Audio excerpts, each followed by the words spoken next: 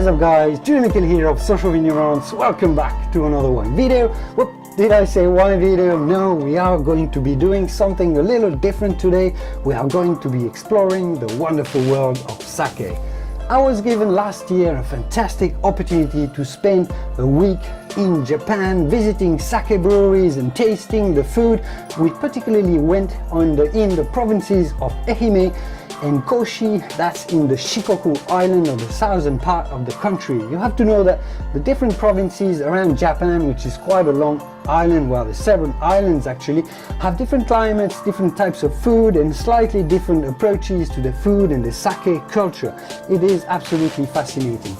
In the Shikoku island, I definitely recommend going there. The people are absolutely really hearty, very open and super welcoming, super friendly. The food is extremely fine and the sake is dry and vibrant. Wonderful place to visit.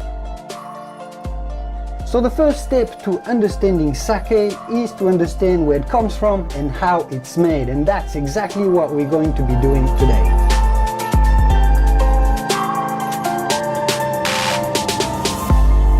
So I've visited quite a few breweries, some a bit more traditional, some a bit more modern. It is sometimes a little difficult to capture every step of the elaboration process in each and every one of them. So I've assembled different angles at different breweries so you really understand how sake is made. Let's go.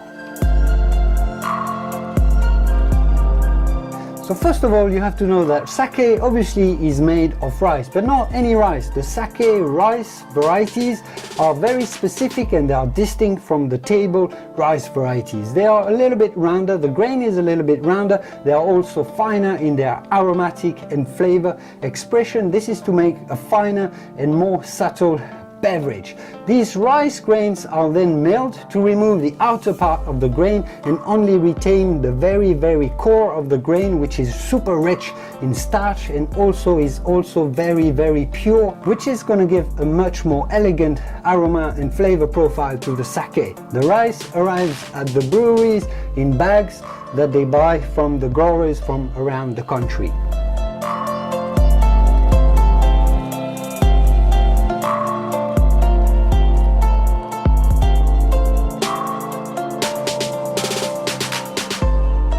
Then the rice is washed quite thoroughly to remove any impurity that it may contain. It is then soaked in water for a precise time to start absorbing water.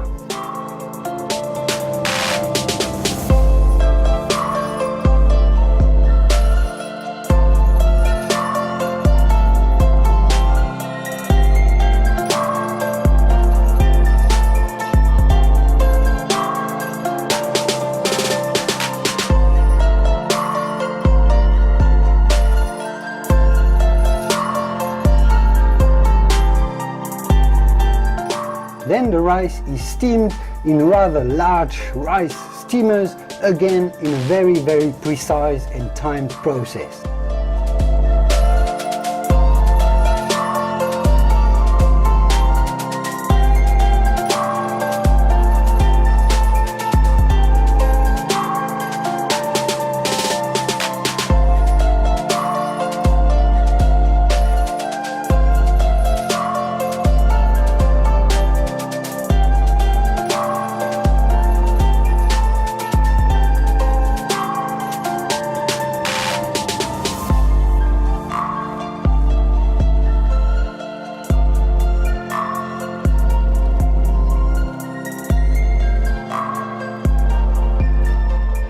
Once the rice is steamed, it is removed from the steamer, obviously, and spread in long trays, then inoculated by a fungus that is called in Japan Koji. The enzymes on the Koji are going to start breaking down the starch and transform it into sugar, which is going to make this sugar available for fermentation by the yeasts.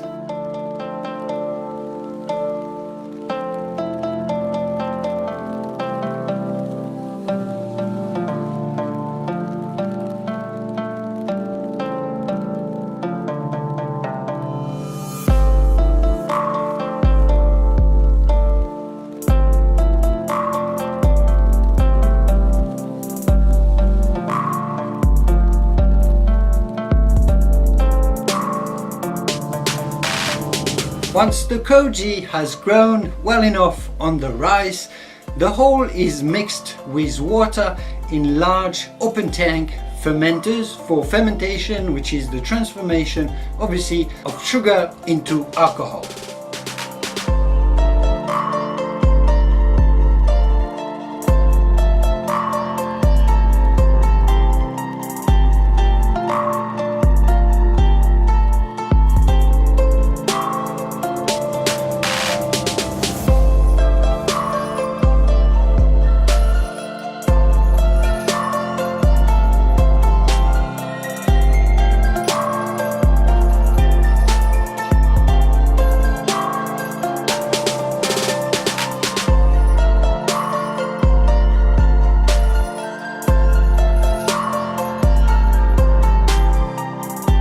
The fermentation takes place in those tanks and lasts for 2 to 5 weeks. The result is an alcoholic beverage with about 20% alcohol that is then going to be watered down to reach between 15 and 17% alcohol in total.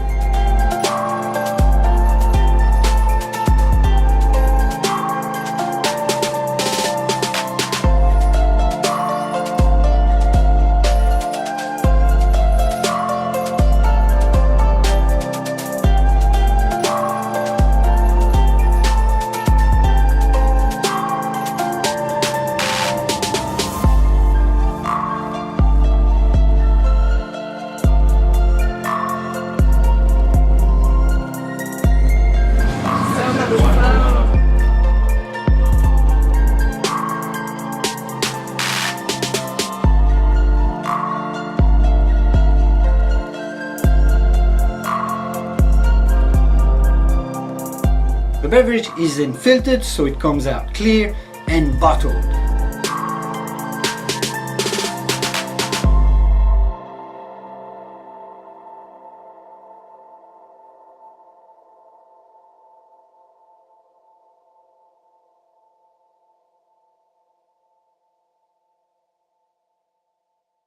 Here it is. This is essentially how sake is made, a fairly simple and straightforward process at the end of the day. That said, there are quite a few subtleties that makes it quite complex in the end. You know, the temperature of fermentation, the selection of rice, selection of yeast. There are many things that the Japanese have to take care to make the finest and the most subtle beverage as they can, and they do it extremely well, making of sake a really versatile and complex product. It is wonderful to explore the different brewers, the different regions, the different varieties of sakes, making for quite a mind-blowing universe, a world of sake that again has some similarities with the world of wine in the sense that you can just get lost exploring and learning more. This was the first step. I hope I get a chance to explore a bit more with you some of the sake making. I definitely recommend that you try some of the ginjos and dai ginjos, which are the sakes that are made with the finer grain of rice, the most subtle types of sakes, as well as the junmai, so that could be junmai ginjo or junmai dai ginjo, which are the ones that are absolutely 100% naturally fermented. All the alcohol in them is naturally fermented, so you get the pure expression of the rice and the fermentation that they've been through. But of course, the most important thing, sake is made for pairing with food, with delicate food. Most of the time this is going to be Japanese food. If you go to Japan or into a Japanese restaurant, here are a few dishes that you may want to consider pairing with the fine, refined sake.